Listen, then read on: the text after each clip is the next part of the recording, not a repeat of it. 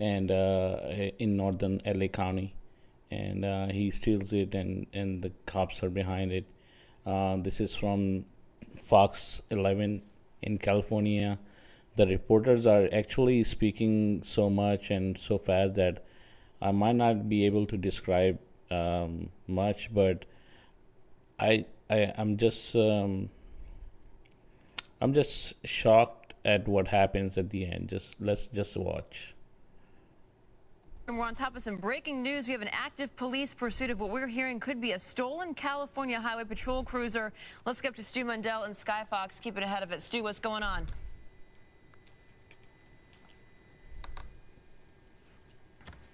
Nope. You know what? We're having real bad problems with the IFB. We're way up in the Antelope Valley right now, and you can see that this is a stolen California Highway Patrol vehicle. Now, this is happening right now. We're heading eastbound on the 138, and this came up the 5 freeway. When he was on the 5 freeway, this vehicle was reaching top speeds of 130 miles an hour at some points. Now, the person behind the wheel, clearly not an officer of the law, and they are saying that this person has some problems, let's say, with addiction and other issues and depression.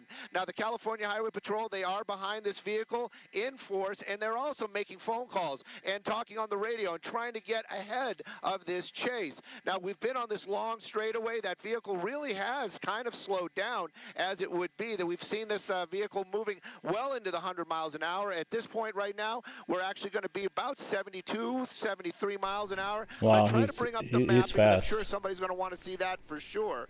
But right now, this vehicle continues to move along out here at a pretty good clip, and you can see that that person behind the wheel, not an officer of the law, so this is a stolen California Highway Patrol vehicle. How it got stolen, all of that, well, they're going to figure that out later on. That's going to come out when this is over. Right now, their biggest concern is that that vehicle does have weapons inside of it. We've been hearing them talk. Those weapons are secured. They aren't just laying in the back seat or anything like that. So the ability or the possibility that that driver could get a hold of those weapons is slim to none at this time. But that still is a California Highway Patrol vehicle, and it has been moving very quickly. At some points, we've been going against traffic out here at 100 miles an hour plus. They've taken 2 attempts to use spike strips. That has not happened. Right now, this vehicle seems to be slowing down more and more. I'm wondering if it might be having some sort of issues, or maybe he's slowing down. Maybe they disabled that car, because we did hear him talk about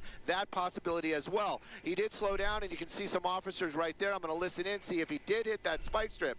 But again, this vehicle, stolen police car, stolen Highway Patrol vehicle, right now on the 138, and we're heading into the Lancaster area.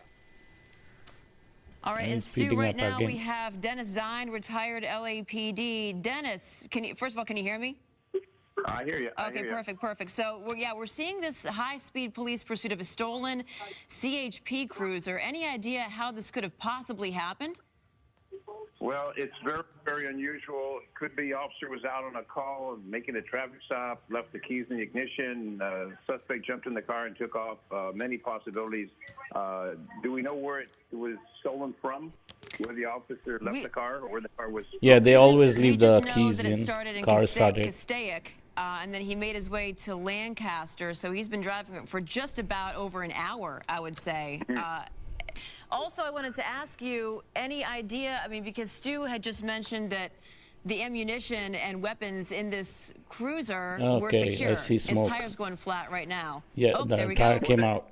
They are secure. The weapons are secure. The shotgun, other weapons that they have are secure. So he's driving on the rim now. An unlocking device within the vehicle. You have to know where that is and how to deactivate.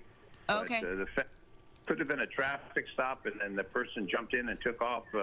It's not unusual for the officer to leave the car running when they are at a traffic stop. That may be the case. I think they should have a mechanism to disable the cars. Police cars, especially, it's very unusual. like how they do it when you don't pay your bill for the leased vehicle, and they can disable it. Why don't they put this same technology Dennis, I want to bring in the back police car? Look! Oh wow! Oh, he jumped up. He jumped out. He just bailed out of the car, out of a moving car. Look, it just crashed into the light pole. Oh my goodness! Wow. All right, yeah, he's still running. Oh well, is it him or Stu, is it, what are you seeing right now? I know we're blurring things out a bit because we don't exactly know what's going on, but he just bailed going about 70 miles an hour. He jumped out of that vehicle at about 70 miles an hour, leaving that vehicle to go on its own. It hit that power line right there. They do have power lines down. We haven't seen any sparking or arcing.